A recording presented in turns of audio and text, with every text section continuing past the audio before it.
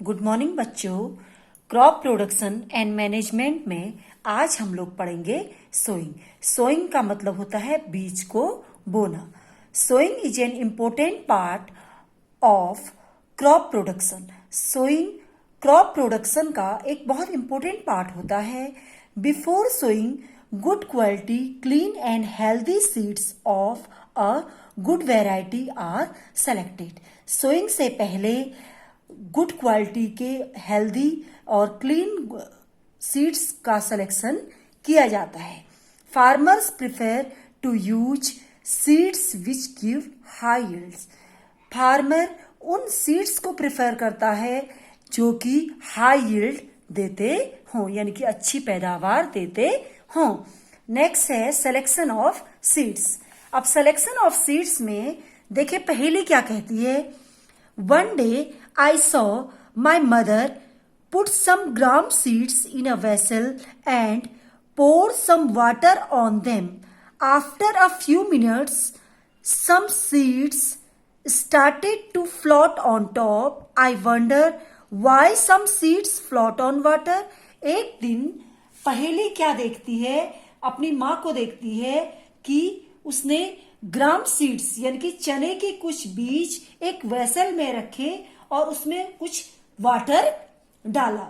कुछ some minutes after some minutes मतलब कुछ समय के बाद वह देखती है कि उसमें से कुछ बीज पानी के ऊपर तैरने लगते हैं।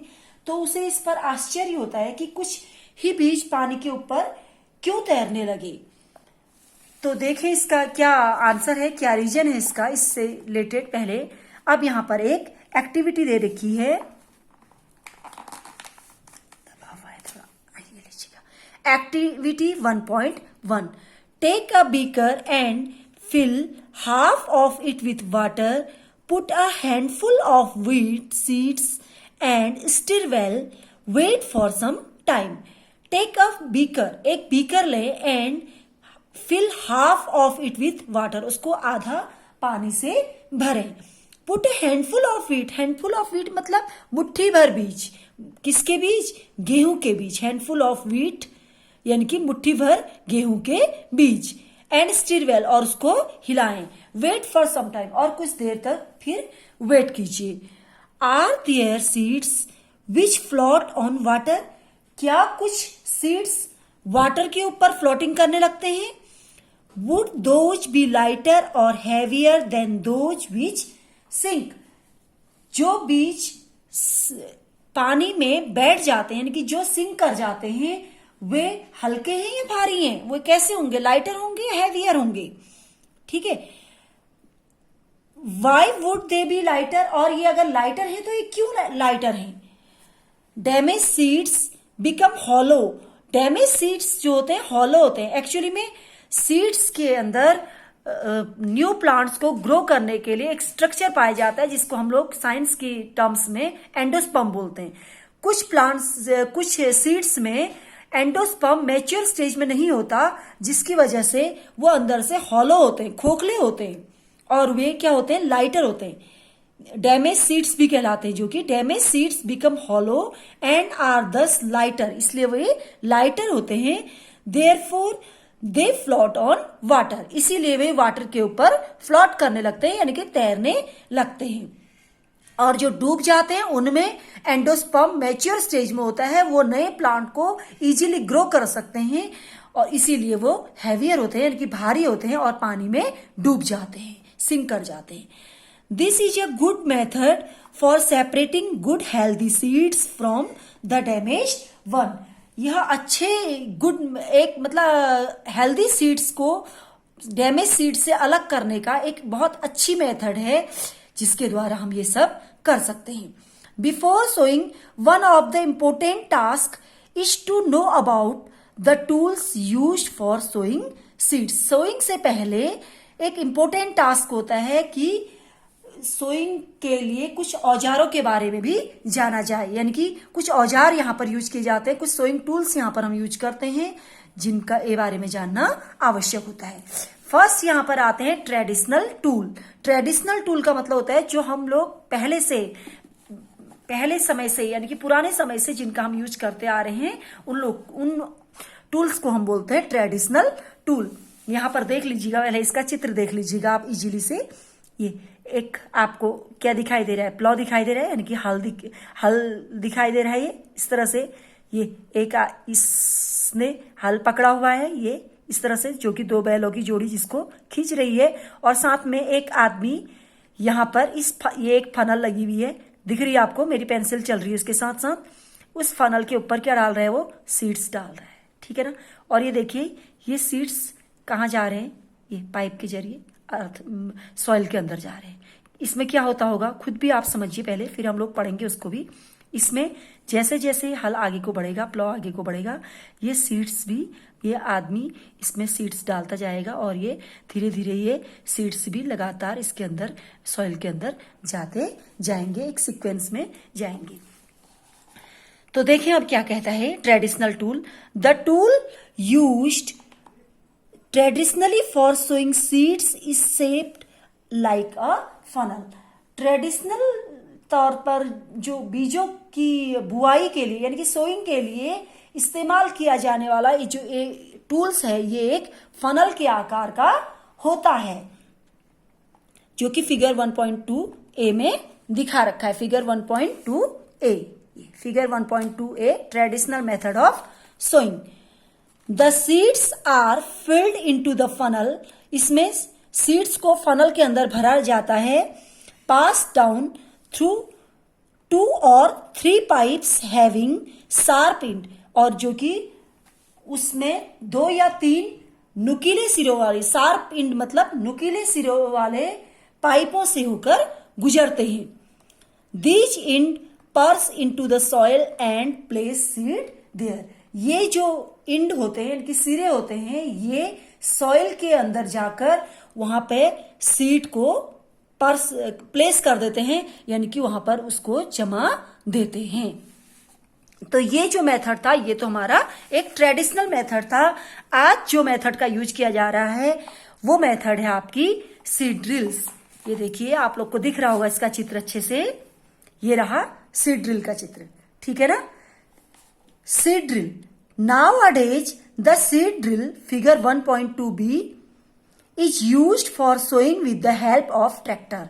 आजकल सीड ड्रिल का यूज किया जाता है। यह सीड ड्रिल जो होती है ट्रैक्टर से अटैच कर दी जाती है। ट्रैक्टर, इससे क्या होगा, ट्रैक्टर से अटैच करने से आगे आगे ट्रैक्टर चलता जाएगा, पीछे पीछे सीड ड्रिल चलती जाएगी।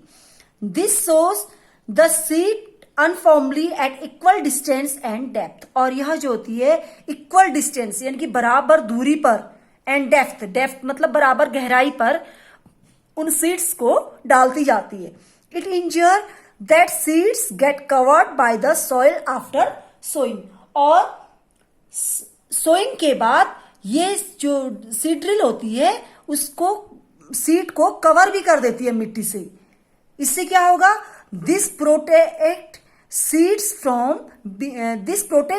From being eaten by birds. यानी कि कई बार क्या होता है कि किसान अपने खेतों में बीज बोता है तो कुछ बर्ड्स आती हैं और उन बीजों को उठाकर खा जाती हैं। तो यहां पर क्या होगा, सीड ड्रिल से उसको वहां पर कवर कर दिया जाएगा सॉइल से उसको, तो बर्ड्स उसको नहीं खा पाएंगे। यानी कि ये जो है this protect seeds from being eaten by birds, यानी कि बर्ड्स के खाने से उसको सुरक्षा मिल जाएगी। Sowing by using a seed drill saves time and labour. और सीड ड्रिल से सोइंग करने से क्या होता है कि टाइम और लेबर दोनों की ही सेव होता है, यानी कि टाइम और लेबर दोनों की बचत होती है। अब देखें बूझो यहां पर क्या कहता है। There is a nursery near my school. I found that little plants were kept in small bags. Why are they kept like this.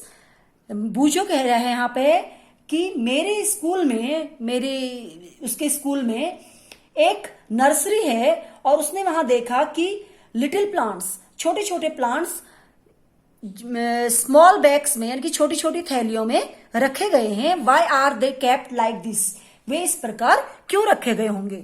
तो देखें पहेली क्या आंसर देती है इसका। Seeds of a few plants such as paddy are first grown in a nursery. When they grow into seedling, they are transplanted to the field manually. Some forest plant and flowering plants are also grown in the nursery. पहली क्या कह रही है, seeds of a few plants such as paddy are first grown in a nursery. वो कहती है paddy यानी कि धान जिसको आप कहते हैं, धान जैसे कुछ प्लांट्स को पहले नर्सरी में ही सीडलिंग की मदद से उसको नर्सरी में ही उगाया जाता है। When they grow from into seedling, जब वो उसमें सीडलिंग से ग्रो कर जाते हैं यानी कि बीजों से जब वो पौधे बन जाते हैं, हम इसको पौध भी बोलते हैं। जैसे आप लोगों ने देखा होगा रुपाई करते वक्त भी आपके यहाँ बोलते हैं कि हाँ बिन रखना, तो बिन रखना एक तरह की यही प्रोसेस है कि उससे पहले छोटी छोटी पौध रखी जाती है धानों की और उनको फिर रुपाई की जाती है, फिर उनको ट्रांसफर किया जाता है दूसरी जगह पे टू द फील्ड मैनुअली, यानी कि दूसरी फील्ड में उसको ट्रांसफर किया जाता है। सम फॉरेस्ट प्लांट, कुछ फॉरेस्ट प्लांट यानी कि जंगली पौधे एंड फ्लावरिंग प्लांट और फूल वाले पौधों को भी are also grown in the nursery, इन सबको भी नर्सरी में इसी तरह से उगाया जाता है। Appropriate distance between the seeds in nursery to avoid overcrowding of plants. हाँ, यहाँ पे नर्सरी पर एक ये चीज का ध्यान दिया जाता है कि उनकी एक डिस्टेंस, प्लांट्स के बीच की डिस्टेंस फिक्स रखी जाती है जिससे ओवर क्राउडिंग नहीं हो पाती। This allows plant to get sufficient sunlight, nutrients and water from the soil. इससे क्या होगा कि प्लांट्स को सफिशियंट सनलाइट यानी कि सूर्य का प्रकाश और न्यूट्रिएंट्स मतलब पोषक तत्व एंड वाटर सफिशियंट मात्रा में यानी कि उचित मात्रा में मिट्टी से मिलेगा। At time a few plants have many to be removed to prevent overcrowding. और फिर भी यहाँ कहीं पर अगर अधिक पौधे हो रहे होते हैं तो ओवर क्राउडिंग से बचाने के लिए उन प्लांट्स को, कुछ प्लांट्स को वहां से रिमूव कर लिया जाता है। आप लोग देखते भी होंगे धान के खेतों में जब जहां पर कुछ एक साथ ढेर सारे पौधे उगाते हैं, आप लोग कहते हैं घने हो गए पौधे, तो आप लोग क्या करते हैं, उन पौधों को कुदाल की सहायता से यानी कि होए की सहायता से आप लोग निराई करते वक्त उनको निकाल लेते हैं ताकि ओवर क्राउडिंग ना हो सके। यानी कि एक साथ ढेर सारे पौधे हो जाएंगे तो क्या होगा, कोई भी प्लांट ढंग से ग्रो नहीं कर पाएगा। तो आज के लिए इतना ही। एडिंग मैन्योर एंड फर्टिलाइजर मैं नेक्स्ट वीडियो में बताऊंगी। आप यहीं तक प्रैक्टिस कीजिएगा, पढ़ने की मेरे साथ साथ प्रैक्टिस कीजिएगा। Okay, thank you.